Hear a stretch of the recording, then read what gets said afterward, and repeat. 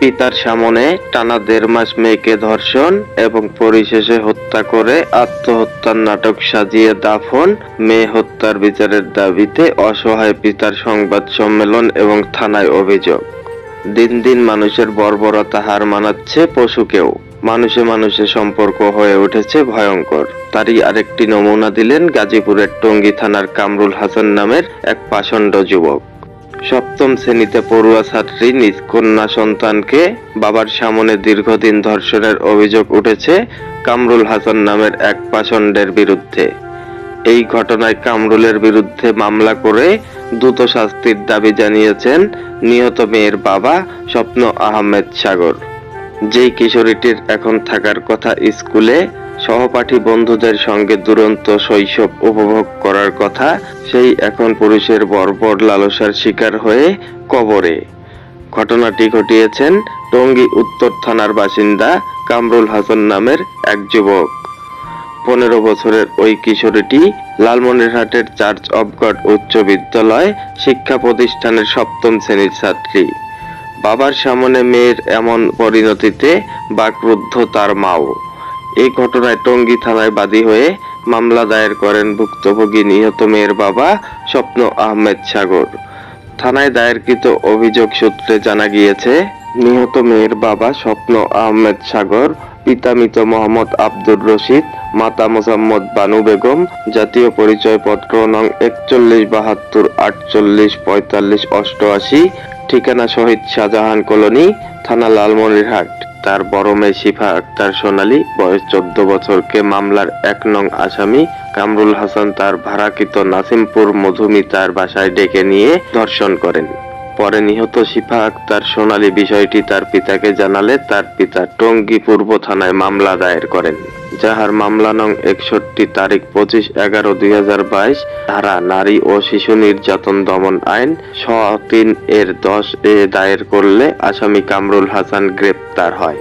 পরে ভুক্তভোগী সাগরের বউকে সে তালাক দিয়ে ২ মেয়ে নিয়ে লালমনিরহাটে চলে যায় এবং সৎ মায়ের অত্যাচারে সাগর আবারও তার ২ মেয়েকে নিয়ে ঢাকায় চলে যায়। সে সময় আসামি কামরুল হাসান খবর পেয়ে সাগর ও তার মেয়েদেরকে গত ২/৬/২০২৩ টঙ্গী স্টেশন রোড থেকে তাদেরকে আটক করিয়া জোরপূর্বক অজ্ঞাত ৪ থেকে ৫ জন তাদেরকে তুলে নিয়ে কামরুলের মহিমপুর মধুমিতার ৪র্থ তলায় তার ভাড়াকৃত বাসায় নিয়ে যায় এবং সেদিন রাতে সাগরের বড় মেয়ে শিফা আক্তার সোনালীকে বিবাদী খোকন ও বাবলু জোরপূর্বক তার পিতা এবং ছোট বোনের সামনে ধর্ষণ করে এবং সে কথা তার মাকে বললে তার ছোট বোন ও বাবাকে কেটে টুকরো টুকরো করে হত্যার হুমকি দেয়।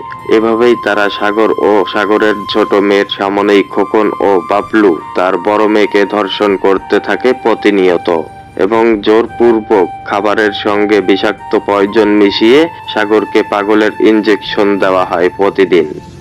এভাবে ১ মাস ১০ দিন প্রতিদিন খোকন ও বাবলু শেফাকে ধর্ষণ করতে থাকলে বাবা হয়ে সাগর এসব সহ্য করতে না পেরে ফাঁস দিয়ে আত্মহত্যার অনেক চেষ্টা করে, কিন্তু সেখানে সেই রুমে ফ্যান না থাকায় সে আত্মহত্যা করতে পারেনি। এরপর সাগরকে প্রতিনিয়ত পয়জন খাইয়ে পাগল উন্মাদ বানিয়ে ১ মাস ১২ দিন পর বাড়ি থেকে বের করে দেয়। সে সময় সাগর স্মৃতিশক্তি হারিয়ে পাগল উন্মাদ হয়ে রাস্তায় রাস্তায় ঘুরে বেড়ায়। একদিন সাগরের খালাতো ভাই পাবেল সাগরকে জয়দেবপুর রেল স্টেশনে খুঁজে পেয়ে ঢাকা মানসিক হাসপাতালে ভর্তি করে। সেখানে ১০ দিন চিকিৎসার পর তার স্মৃতিশক্তি ফিরে এলে সাগর সবাইকে চিনতে পারে এবং তার ২ মেয়ের কথা জিজ্ঞাসা করলে সাগরকে বলা হয় তার বড় মেয়ে কামরুলের বাসায় ৪ তলায় ফ্যানের সাথে গলায় ফাঁসি দিয়ে আত্মহত্যা করেছে। এ কথা শুনে সাগর টঙ্গী পূর্ব থানার তদন্ত কর্মকর্তা এসআই সাফায়েতের সঙ্গে কথা বলতে গেলে সাগরের সঙ্গে খারাপ ব্যবহার করেন এসআই সাফায়েত এবং তাকে জঞ্জাল বলে আখ্যায়িত করে বের করে দেওয়া হয় থানা থেকে। সে সময় সাগর ধারণা করেন এবং বুঝতে পারেন মোটা অঙ্কের টাকা খেয়ে তার মেয়ের মৃত্যুকে অপমৃত্যু বলে নাটক সাজিয়ে মামলা নিষ্পত্তি করে দেওয়া হয়েছে। গেল কিছুদিন আগে টঙ্গী পূর্ব থানায় এই মামলার বিচারের দাবিতে আবারও অভিযোগ এবং সংবাদ সম্মেলন করে মেয়ে হত্যার বিচারের দাবি জানিয়েছেন ভুক্তভোগী সাগর। টানা ১ মাস ১৫ দিন আমার সামনে আমার সন্তানকে ধর্ষণ করেছে। আমি আমার মেয়ের খুনিদের শাস্তি চাই।